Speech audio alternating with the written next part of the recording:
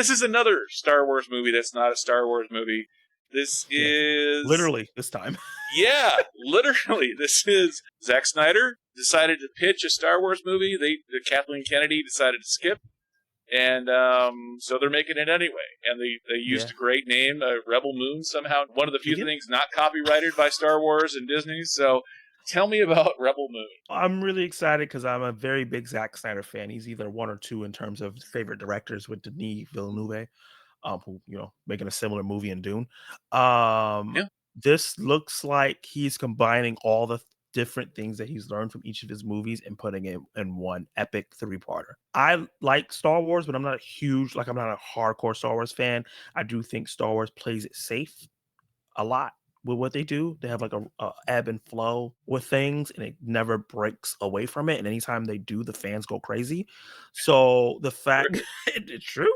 Taika Waititi doing that one episode of Mandalorian where he made the Star Troopers funny, everybody went crazy. I'm like, they give him some personality. It's fine. It's okay. But okay, like stay away from Star Wars. It'd just be very plain. Be Ron Howard. Opie directed a movie. You gotta love. I mean, who doesn't love Opie? But you ready? When you need a solid movie that's not gonna insult no one, you hire Ron Howard. He's great at that. And his daughter, Bryce Dallas Howard, also now director. She should direct a Star Wars movie. Some of her episodes that she's directed are the best Star Wars stuff. So. Yep. But the fact that he's combining like inspirations from Hercules and Greek mythology, some Harry Potter stuff going on there. You can see a little bit of Game of Thrones and obviously Star Wars. The fact that someone had the balls to use lightsabers. It feels like for so long that other franchises have been scared to even like touch it because like it's a Star Wars. Laser swords, I think is probably what I would assume that lightsabers is probably copyrighted. Yeah, he's not gonna call it that. Look, when you see the trailer and it's like it's lightsabers. It's laser they sword. Look a little different the way they move, but it's lightsabers. And then when I hear details about the film, this sounds like a stereotypical Chosen One film. You find them in the cane fields, and they're coming to unite the nations. First of all, this looks amazing for a Netflix film. Could have been in the theater. Visually, in the background, there's always something interesting happening while they're showing you the human characters.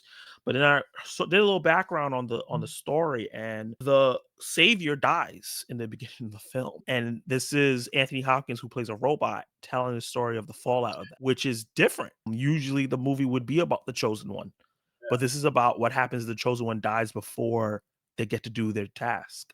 And I think that's unique. I don't think we've really gotten that before. His best work is when he gets to work long form. I'm surprised still Zack Snyder hasn't made a movie series, like a 8-part series show or something like that, because that's when he does his best work. But the fact that it's going to be separated in 3 films, I think we're going to get a banger. You think this is going to be his version of Lord of the Rings? There's some Lord of the Rings vibes there. I can see that. I can see there, because there's a thing of like all the main characters are in different places. And then at the end, it says, who are you going to step up and might die? And you see them all come in the same picture. So I could see the Lord of the Rings thing. Like, I'm a new Lord of the Rings fan. I watched the first one the first time this year. And I could see them like being separate through that first movie. And then the end of the first movie is they're finally together. They're on the same page.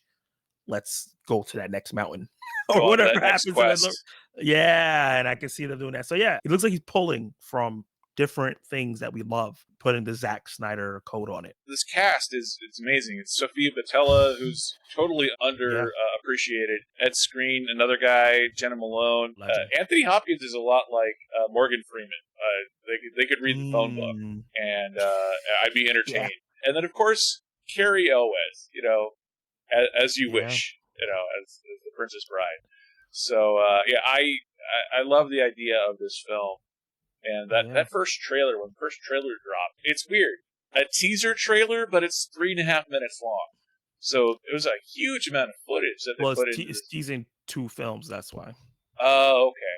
And then that makes sense if they shot, if they did like they did with, like Peter Jackson did with Lord of the Rings, and shoot 2 or 3 films back to back to back, all at once. That makes sense and a good way to save money. I mean, granted, Netflix is not suffering on money, but Movies are expensive. Yeah, they're getting more and more expensive as we go. So it'll be interesting to see. Do you think that we'll get a tiny theatrical release for Rebel Moon as it comes out around Christmas time?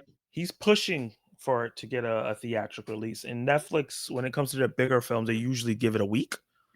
So that's in order to get Oscar considerations. If the VFX is as good as it looks throughout the film, it could get a VFX knob. So I think just like Glass Onion and Extraction and a bunch of other films that they have confidence in, and the way they have confidence in. After Army of Dead, I think they have full confidence in Zack Snyder, because that and Army of Thieves were big for them. It got them subscribers. People watch those. And they're doing a third one. Army of the Dead was a lot better than I was expecting. Yeah, me too. It was because I'm a fan of him. Yeah, and it was because it was fun. That's my biggest criticism with Zack Snyder is, like, I love 300 because it's just epic and grand, and I love Sucker Punch, but some of his films can be Sucker Punch fan. Yeah, and just the visuals alone in Sucker Punch are brilliant, and then why why the guy from Mad Men shows up at the very end is sort of beyond me. But I love John Hamm, but like, why is the guy from Mad Men here? Some of his movies, suffer a little bit from the lack of fun. And Army of the Dead was a lot of fun. So yeah, this one looks like a grand epic. I think this could be like, as Lord of the Rings is to Peter Jackson, I think this could be Rebel Moon as to Zack Snyder. Yeah, and I think if he brings that fun there, and that, because the cinematography feels like Sucker Punch /300 style and less like his DC stuff. So if he could bring that epicness and fun into it, I think that it will be a winner. And his sense of visuals, his sense of style is unlike anyone else. I think the closest thing would be like a Tim Burton. But Tim Burton is his own style. Like, he's more stylized. Like set design. Yeah, I mean, like, if you took Tim Burton and gave him like an entire truck full of Red Bull and Slim Jims, to me that would be Zack Snyder. Like, lock him in lock him in a shipping container full of Red Bull and Slim Jims, and he emerges as Zack Snyder fully formed. 300, yes. Ancient Greece, dude. And like you talked about, I think, which director was you were talking about? Michael Mann, how he's like the director. Zack Snyder like takes the camera and shoots a lot of the shots himself. Oh yeah, which a lot of directors don't do that anymore. They have someone to operate the camera, and they direct it. So I just like the personal touch he adds to his films. Yeah, and he always seems like he has such a specific vision to things as well.